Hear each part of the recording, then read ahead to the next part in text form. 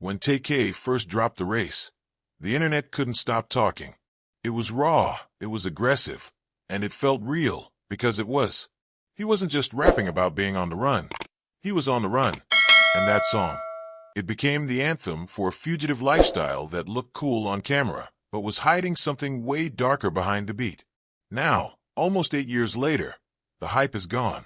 The song's legacy still lingers, but the man behind the mic is no longer a rising star.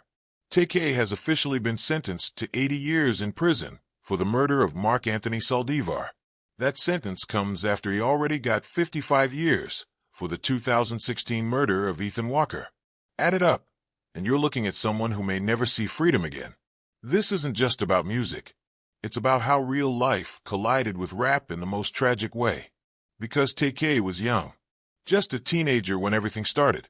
And yet, he's now become a poster boy for how far the streets and stardom can drag someone down when there's no guidance, no control, and no one around to say stop. Let's rewind. In 2016, Tay-K, real name Tamor McIntyre, was involved in a robbery gone wrong in Mansfield, Texas. A group of teens plotted to rob a drug dealer. Things escalated, and a 21-year-old man named Ethan Walker ended up dead. Tay-K was just 16, and while others were arrested and faced the charges, Tay-K did something different. He cut his ankle monitor and ran. While on the run, he recorded the race, where he bragged about fleeing from the cops, knowing the feds were after him. It was bold, unapologetic, and somehow it went viral. Major outlets picked it up. Celebs tweeted it.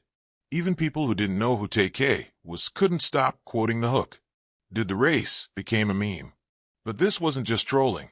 A real man was dead. Tay-K wasn't just rapping for clout. He was giving the world a confession over 808s. And it didn't stop there.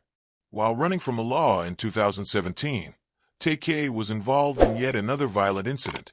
He allegedly tried to rob Mark Anthony Saldivar in San Antonio. The situation ended with Saldivar being shot and killed. Tay-K kept moving for a little while longer, but the manhunt eventually caught up with him. The U.S. Marshals arrested him in New Jersey. And from that moment, the countdown to the rest of his life behind bars began. Fast forward to April 14th, 2025, and Tay-K has now been convicted for Saldivar's murder and hit with an additional 80-year prison sentence.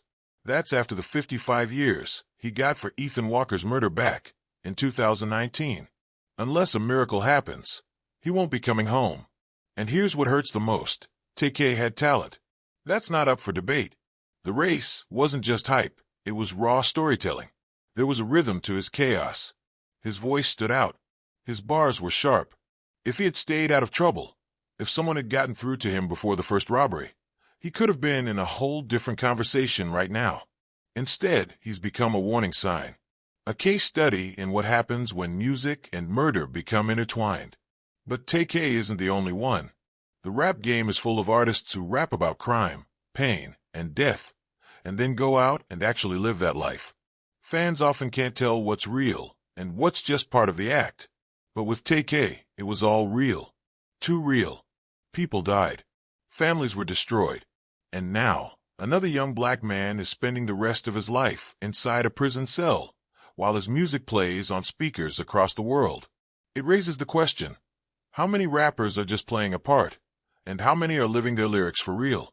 Because what we're seeing more and more is that some of these artists aren't just telling stories, they're confessing crimes, sometimes before they even happen.